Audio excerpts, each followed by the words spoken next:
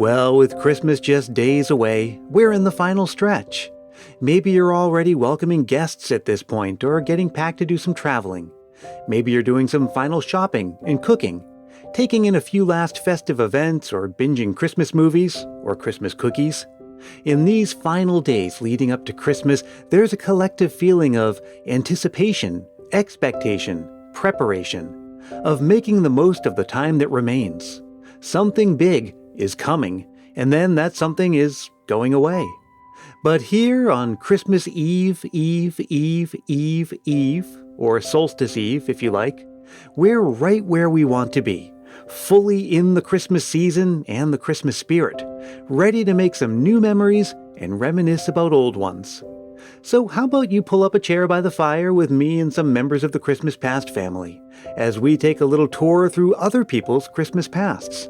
Yes, it's time once again for an episode dedicated just to you and your Christmas memories.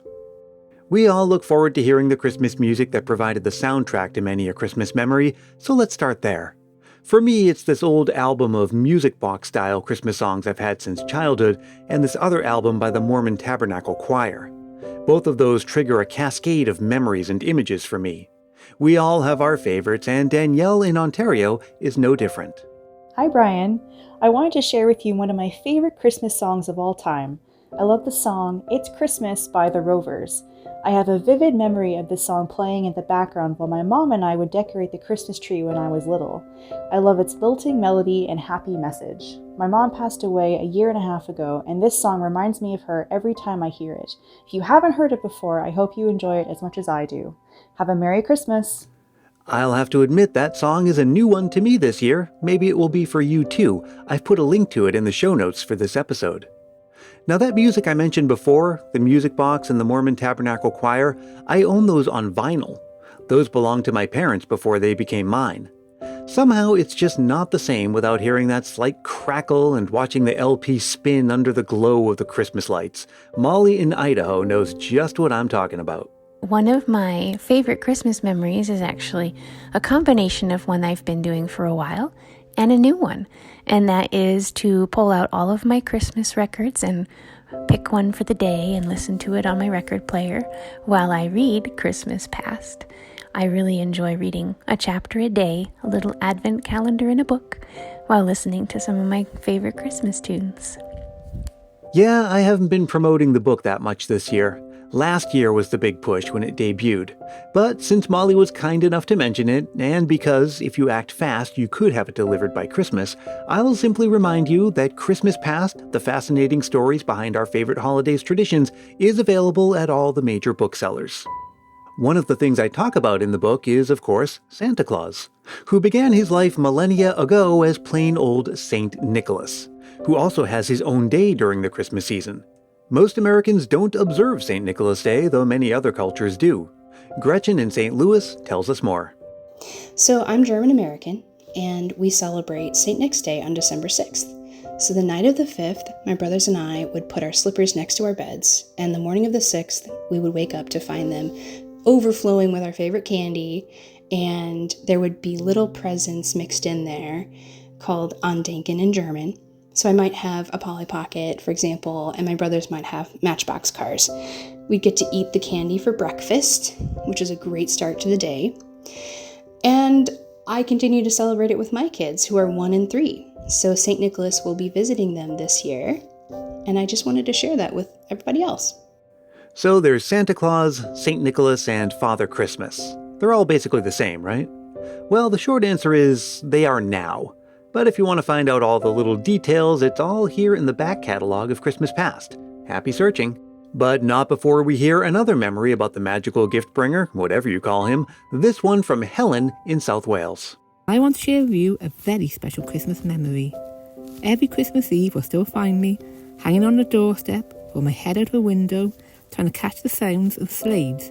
Merry Christmas, everybody. And excited as it gets closer and downhearted as it goes away.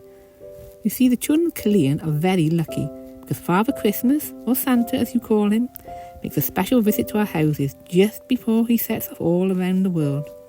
He sends his elves first, and then he appears with a present especially chosen just for you with your name written upon it. This to me is the very start of Christmas. Nadolig Llawen, Merry Christmas, Hwyl Fawr from Helen. Well, let's stay in the UK for another memory. This one comes to us from B, and it involves a classic and inescapable Christmas pop song. Over here we have a tradition that's called getting whammed, where you have to try and avoid the song Last Christmas for as long as possible in the lead up to the festive period. I've actually got a really happy memory of this song though, when I was in London with my family a few years back. It was a really dreary day and we were walking along the bank of the Thames, which is obviously a really, really famous river in London. And a man went past on a speedboat and he had a speaker and he was blaring out Last Christmas by Wham. So now every time that I hear that song, I'm taken back to that time in London with my family and that amazing man on the speedboat who brightened so many people's day.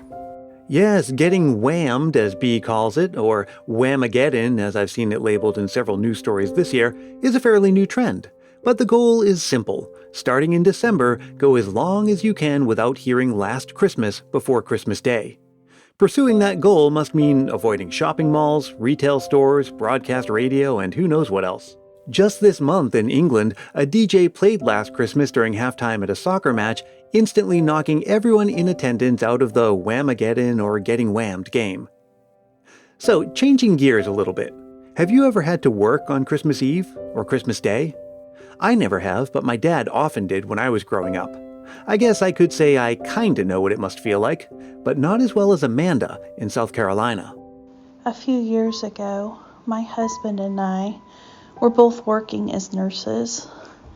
I worked night shift and he worked day shift, and we somehow both got stuck working Christmas Eve and Christmas Day. I was just devastated by this. It meant I wasn't going to see my husband, and we had to send our son to his grandparents because we couldn't leave him alone. I was really, really depressed by this. So when I came home on Christmas Eve, I went to bed, and then I heard a knock at my door, and so I rushed up and got dressed. And 3 of our dearest friends or families, there's probably 10, 12 people, were crowded onto my very narrow entryway and were singing Christmas carols to me. And it was the most kind and touching thing I think anyone had ever done for me. So out of a difficult situation came a bright moment, some feelings of connection and Christmas spirit, and a lasting Christmas memory. Some of the best ones come out of tough situations. And that brings us to this final one from David in Indiana. And Christmas of 2022 was by far my most memorable, and I received the best Christmas gift I have ever received, but I would never want to repeat it. That morning, after opening presents, my wife went into labor 10 weeks early. You can understand that we were both very scared and rushed to the hospital, where she was flown to Riley Children's Hospital. Things were touch and go and far from certain, but after emergency C-section, both my wife and baby boy were okay. It's been nearly a year, and both my wife and son are happy and healthy, and oh yeah, we named the boy Winter. Well, friends, that's going to bring another one of these Memories episodes to a close. My thanks to Danielle, Gretchen, David, Molly, B, Helen, Amanda, and David for sharing with us all. Now we have just 2 episodes left for this season. One more where I tell you the backstory to a Christmas tradition, and then our annual Christmas in Review episode on Christmas Day itself. I hope you'll join me for both, just as I hope you're having a wonderful Christmas season and that you have plans to make the most of what remains of it. So, I'll see you again very soon, and I'll tell you for now that Christmas Past is produced in wonderful Willow Glen, California by yours truly, Brian Earl. You can reach out anytime, and I always love to hear from you. I'm at christmaspastpodcast@gmail.com, or connect with me through Facebook, Twitter, and Instagram. And if you haven't joined our private Christmas Past Facebook group yet, do it today and join in on our year-round family celebration. And hey, if you're really feeling the Christmas spirit, why not help more people discover the show? It's as simple as telling a friend about it or leaving a review on Apple Podcasts. If you do leave a review, I'll send you a Christmas Past sticker and a handwritten Christmas card as my way of saying thanks. Reach out for details, and until we meet again, may your days be merry and bright.